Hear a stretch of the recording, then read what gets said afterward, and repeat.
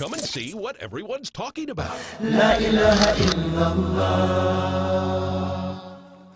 Allah, there's only one God and Jesus was his messenger. Allah, la ilaha Bismillah, alhamdulillah, assalamu alaikum, which means peace be unto you. Welcome to another episode of the Deen Show. We'd like to thank everybody who's been viewing us every week. We're excited to get a lot of your emails. We try to encourage people to send us your comments and suggestions. Some of the questions that are more scholarly questions, the fiqh questions, we ask that you don't send us those because I'm not a scholar. And some of the questions that we encourage are from non-Muslims, people wanting to know about Islam. What does Islam mean? Who are the Muslims? What is this Quran? Who is this messenger, Muhammad? So to be open-minded, humble-hearted, and send your questions. And that's what we're going to be discussing on this episode of the Deen Show. A question that someone wrote in, and then we're going to discuss this question, turn it into a topic, and from there let you be the judge. See if you can benefit from this. Now, I'm going to go ahead and bring out my next guest, and we'll hit the question, and then let you benefit when we come back on the Deen Show. Allah, there's only one God and Muhammad is his messenger. Allah, la ilaha illallah. Allah, there's only one God and Jesus was his messenger. Allah, la ilaha illallah. I don't know why I did that. Maybe it's just to break the ice. Assalamu alaikum. Walaikum assalam wa rahmatullahi wa barakatuh. How are you? Very good, alhamdulillah. All right, so for those of you that have never seen the Deen Show, somebody kind of twisted your arm. You're sitting next to a Muslim. He said, come watch this show. I just wish peace upon him. He wished it back upon me, and now we're just here talking about good stuff, peace. Things that can bring you peace is Islam. So we're going to be talking about this question that we got in from a non-Muslim. And this is something that I'm sure a lot of people are out there possibly thinking the same thing. Now remember, we want you to be sincere with yourself as you're listening to this and the advice that we'll give towards the end. The person says, I don't like to be religious because it makes me depressed. I would not be able to live your life. It's boring. Saying that, you know, living Islam is boring. What do you do for fun? Everything is forbidden in Islam. Can't date. Oh. You can't meet your soulmate. You see, there's a lot of, for a Muslim watching, said, man, this person's already, the Muslim's probably laughing. This is, you know, but it's a big misconception that people have, and we're seeing that right here. Come on, you can't go clubbing. God forbid if you miss that Friday, Saturday night at the club, you know, you got to get that VIP card. God forbid if I can't do that. Okay, you can't have an occasional drink. You know, Kool-Aid and orange juice and all the other hundreds of drinks that are out there. That's not enough, but we got to have that Jack on the rocks, huh? Okay, you can't have sex if you feel like it. I just want to get down. So the person's saying, I want to get down when I want to do it. That's a boring life, Eddie. Women in your religion cover from head to toe. There's no freedom at all. I add my own words into this a little bit. It's probably the sisters who are Muslim, which we know that many more women are coming to Islam, probably laughing at this. But the person that's, you know, given this question, I'm just adding a little humor to this, but because it's funny to us, but we hope you're still listening. Look, but men can have more wives as long as I know. This is ridiculous, man. It's the best not to follow any religion. I feel sorry for the Muslim females, and etc., etc. They can have more wives, and they put the woman down. And the other final thing is the media, and look at, you know, the terrorism with media and associating Islam with all these things blowing up. Like I said, I really love my life and the things I'm enjoying in it right now. After we all die, we go to heaven anyway. Thank you very much, by the way, for sending this. Forgive me if I was a little sarcastic, because it's funny, because we're going to explain and hopefully clear your mind from all the junk that it's not your fault. If you go on, if you're sincere and you want to know the truth, after you get the truth delivered to you, now you're going to be responsible in front of your Creator. So we're going to talk about this. I hope I translated this or read it right.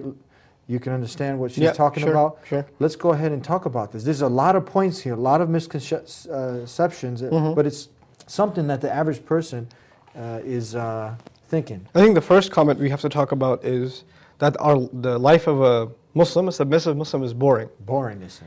The fundamental problem in this email isn't one of not being convinced of Islam. Yeah. The fundamental problem is that this person is looking at Islam from the point of view of how is it going to serve me? The very fundamental question in Islam is, how do I serve God? Yes. And once you come into that submission, you are showered with all sorts of benefits and favors that you couldn't have even imagined. The ultimate one of which is peace with yourself. Peace. Now, but still, one of the great scholars of Islam, Ibn Taymiyyah rahimahullah, he talked about the two fundamental obstacles that come in the way of people that want to reach the truth. And he said in Arabic, the words are shubuhat and shahawat. Doubts and desires. Desires. Doubts and desires. Some people, they're not sure if this is the truth. If they became sure, they would follow it. Yeah. Other people, even if they were made sure it's true, that still wouldn't be enough for them to follow it because they are too addicted to their own desires. The nightclubs, drinking, all these other... This laundry list of items, these desires. The thing of it is, in order to truly to be committed to the truth, it's not enough that we share the ideas of what is true and what isn't. Even though at the end of your email you talked about, women having to cover and men getting to have four wives and things like that, which is actually a minor issue. Your major issue, even in your mind, the way you organize your thoughts in your email, your major problem is having to give up what you love. That's your major problem. Then this other stuff, really, it's secondary. We could talk about it too, but really we have to try and deal with the major issue. And the major issue is one's own desires, one's own inclinations. Now the thing of it is, religion in our times has almost looked like a casual lifestyle, kind of fashionable kind of thing. Yeah, I'm into this right now and I'll try that out too and I'll try that out too. It's kind of like, changing fashions statements. Yeah, exactly, Or different music genres. I was into country, now I'm into hip hop or something. It's like a fashionable thing. Something convenient that you just... Exactly, it's very casual. Yeah. It's very casual. And the idea behind it is, I'm going to do it basically to find some entertainment for myself. Right? It's going to be something curious for me. That's why you might see a lot of these different places. They got the rock bands and just trying to draw the people in any which way. Exactly. So a lot of religions, because they're losing their followers, what they're adding is an element of entertainment into the religion, so that people will stick around, right? Yeah. So now the first fundamental question we have, or concern we have for such a person is, you haven't sorted out why you were put on this earth. So is the reality of the human being that he or she was here to just eat, drink, sleep, have sex, have fun, and die? Is that the purpose of their life? And if that is the purpose of your life, and there is nothing coming, I mean, you're saying there's a heaven afterwards. So everybody goes to heaven no matter what they do, no matter how many people they murdered, no matter how many kinds of crimes they did. What kind of God would it be that would let just any of these people get away with their crimes, with all of this injustice that has happened on the earth? And if you would think a little deeply about this and say, no, people that do great, horrible crimes, injustices, have to be punished. Even your own limited intellect tells you this much. Then understand, if you say, well, the stuff that I'm doing is not so bad, when the guy kills somebody, you know what he says to himself? That's not so bad. There's much worse that can be done. Yeah. Right? We were talking about relativity of ethics. So the person who's messed up says, there's people far worse than I am. So I shouldn't be worried, because there's people, if a guy kills one, he says, at least I didn't kill 100. Yeah. Right? So this mentality of saying, well, what I'm doing is just enjoying myself. I'm not, there's no consequences of this, is because you've become the judge of what is right and what's wrong. What Muslims are arguing, with all sincerity and humility, is that you and I are not in a position, in the absolute sense, to decide even what is good or harmful for our own selves. Even what's good and harmful for our own selves. We're not in a position to know what is coming ahead of us. Nobody left this earth, went into the ground, got buried, and came back and told us there's a light at the end of the tunnel, and there's a heaven, and there's a hell. Nobody came back and told us. So you can't say that you know this on your own from human experience. This is knowledge beyond yourself. So when you say with full confidence, after this, half the email about turning this life into heaven for yourself, doing whatever you want, that's heaven, isn't it? Yeah. So turning this life into a life of pleasure for yourself. And then you argue, well, I'm going to party here, and then when I die, there's more coming. There's more coming. Then you've decided to make a past judgment on something you have no knowledge of. You have no knowledge of this. You know, Allah Azza wa Jal speaks, He says, أَتَقُولُونَ عَلَى اللَّهِ مَا لَا تَعْلَمُونَ.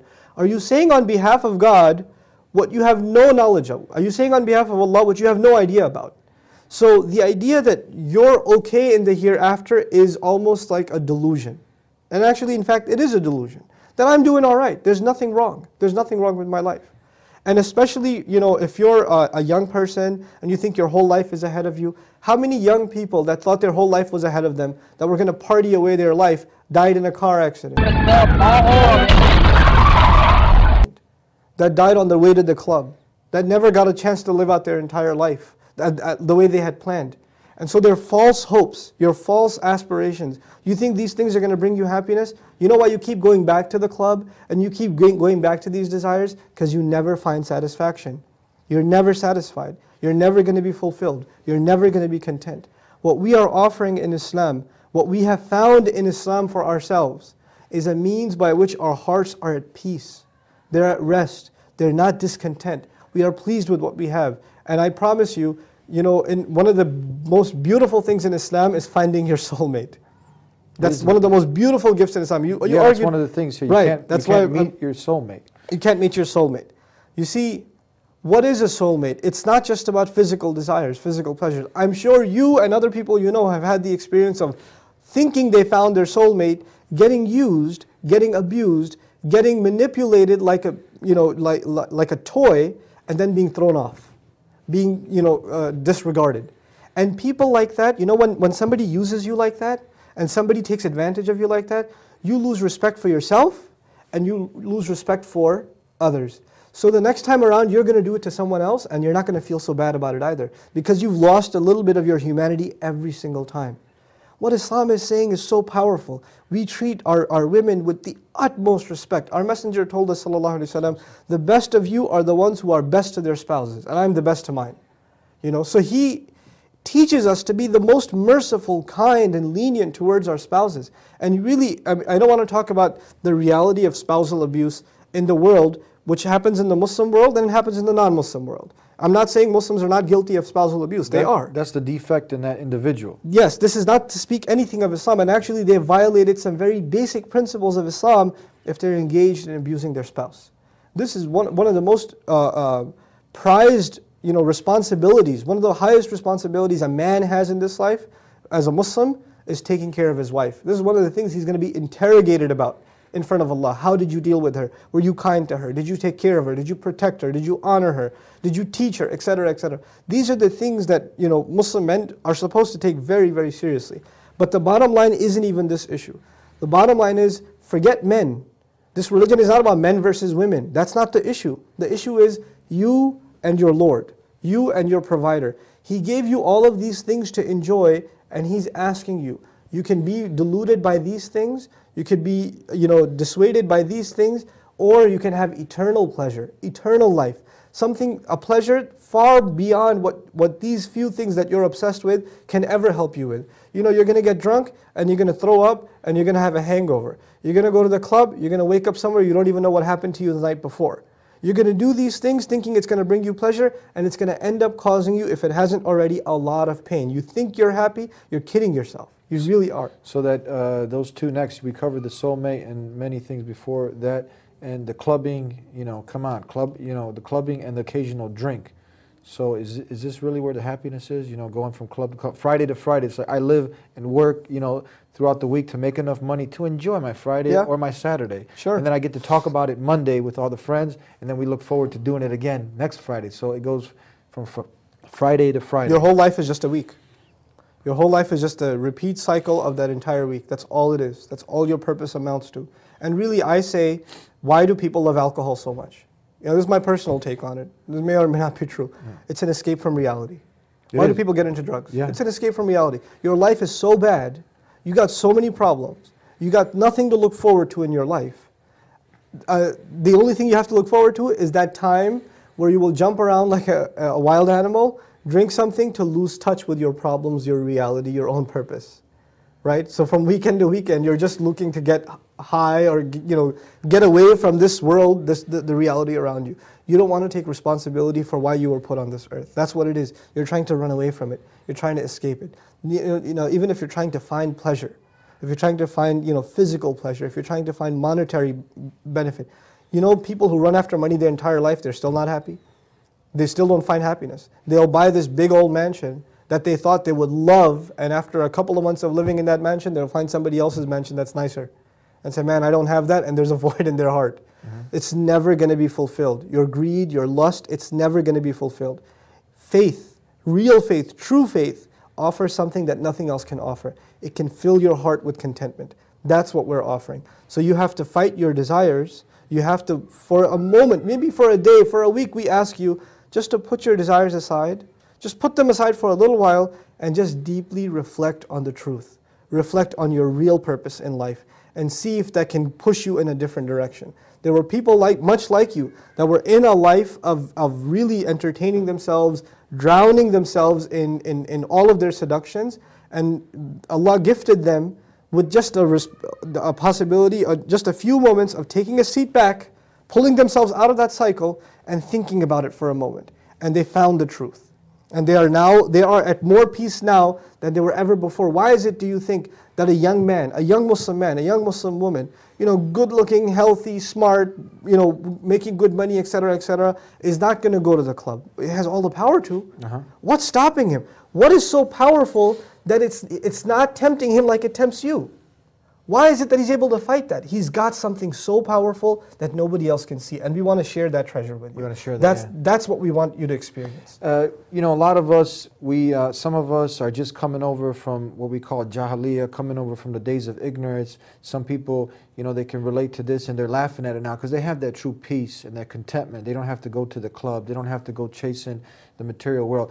But why do you think it is that someone, you know, we've seen this, you know, the woman, because the next point she mentions is, you know, women in your religion, they got to cover from head to toe. But you'll see women just fighting so hard. It's like freezing outside, and she's got, you know, the skirt coming up, and you're like, man, ain't you cold? She's just fighting, but now the cold weather will still have to have her put on some clothes. Yeah. Or she'll have to give out, you know, the guys are out there, you know what their agenda is. They want to satisfy their desires. The woman, she feels insecure if she's not giving, at least if her phone's not blowing up and 20 guys are calling her a date. She's got to have this feeding to her ego, and it becomes like a game. It becomes like, you know, this life we're just playing with each other. And it's really what a lot of times our sisters don't realize in humanity is that they're actually being used. They think they're dressing how they want. You don't want that. You're just appealing to the desires of men. That's what they want. It's not what you want. They want it more than you do. They want you to dress half naked, you know. And so the thing about hijab and covering and modesty and things like that, first and foremost, it's a commandment in Islam. Well, the Muslim woman covers. She covers herself in a certain way. Why? Because she is convinced this is a commandment, a prescription from her Lord, and what her Lord says is better for her in her fulfilling her purpose. That's the essential point of this issue. But just to speak about clothing a little bit, you know, there are, in Islam we say that there are three purposes of clothing. There are three purposes of clothing. One purpose of clothing is protecting yourself from the elements of the weather, like you just mentioned. Another purpose of clothing is beautification. Another purpose of clothing is modesty. There are three purposes: protection, beautification, and modesty. but the priority is different. In Islam, the priority first is what? Modesty. That's the first priority. You have to have decency. You have to have, you shouldn't be objectified, So that's the first purpose. The second purpose of clothing in Islam, of course, is protection from the weather and together with beautification. There's nothing wrong with wearing nice clothes, so long as you are guarding your modesty, right? What happens in a lot of non-Muslim culture is that a lot of times people don't care about modesty at all. They don't even care sometimes about protecting themselves from the weather, like you said. Yeah. What are they concerned about? What they think is beautification. Yeah. That's what they're concerned about. She don't want the whistle, but she's got to have it. Yeah. So this is the, it's a change of shift because, and we say modesty, which is it's an aspect of humility. And why does a Muslim have to have humility? Because they've acknowledged that they're not in charge of their life. There's a higher power. Yeah. So even in their speech, even in their daily life and how they spend their time, in their clothing is just one manifestation of humility, but we argue that humility has to be something that's a part of your speech, your demeanor, your mannerisms, the way you speak to people, the way you deal with your family, the way you deal with your Lord. There has to be humility all around. And one of those aspects is humility in clothing. Yeah, that's interesting. We're almost out of time. Just a few more points. We will hope that you will continue on because this program is very short. And we just want to give you a good taste and clear some of this junk that's out there. That the point about these the women, it seems like the Muslim women who do cover up, they make a conscious decision. Even people that might come from abroad, they come over here. Yeah. This is their opportunity to take off the hijab. They wear it. They still they're not slaves to their desires. They're slaves to their Creator. And Sure. they feel a great commitment to do this.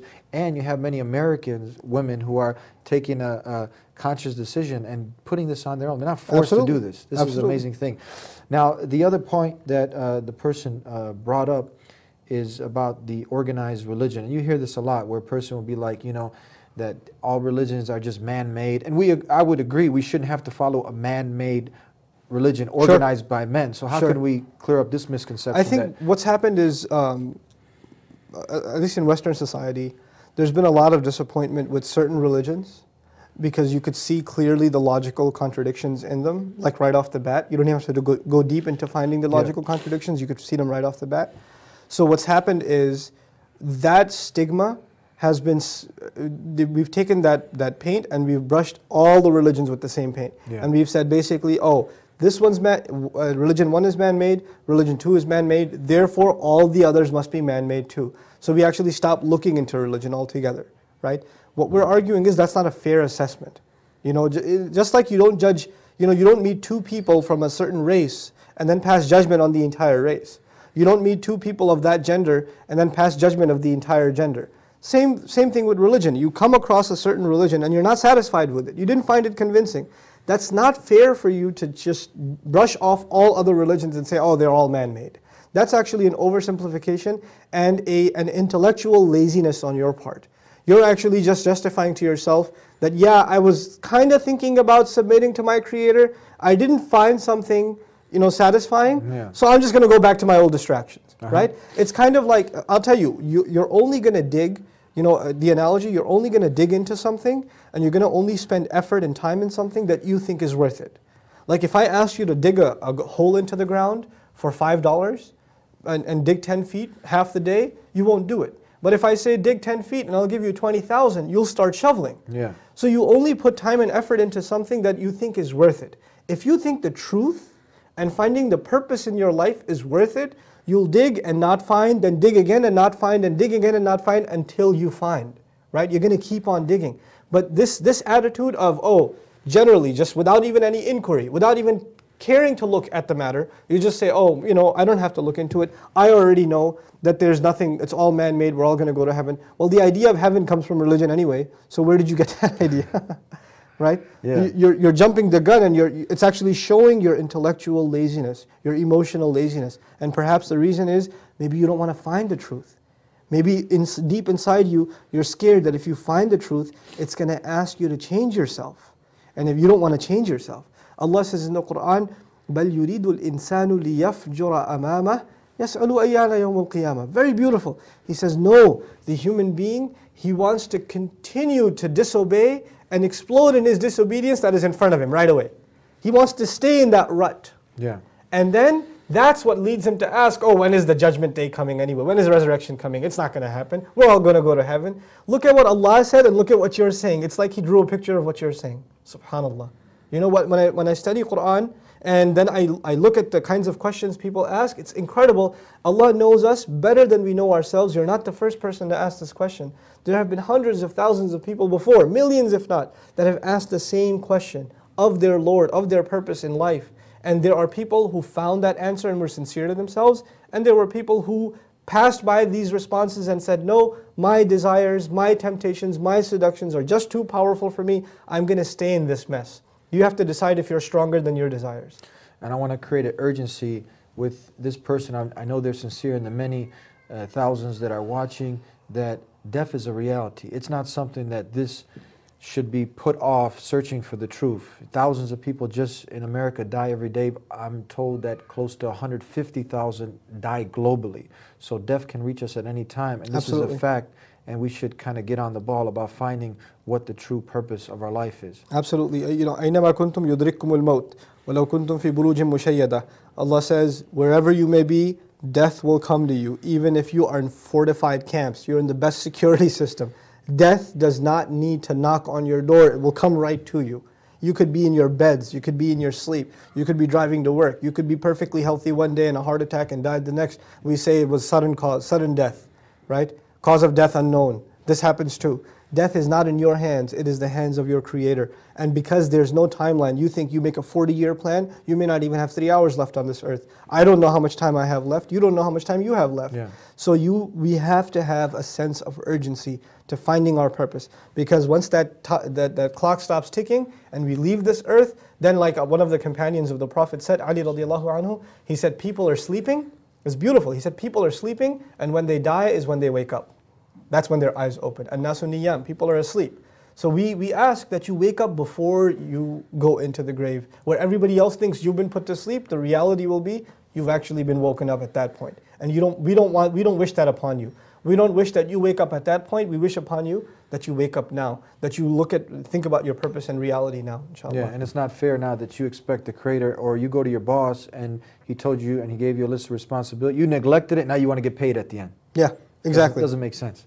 Okay, thank you for being with us. You're quite welcome. We hope to have you back again, inshallah, God Inshallah. willing. Look And forward to thank it. you. I really hope that you're sincere, that you're honest, and I'm sure that I'm sure that you want to know the truth, and I hope that this somewhat will stimulate you to continue on in your journey. Do the most important thing.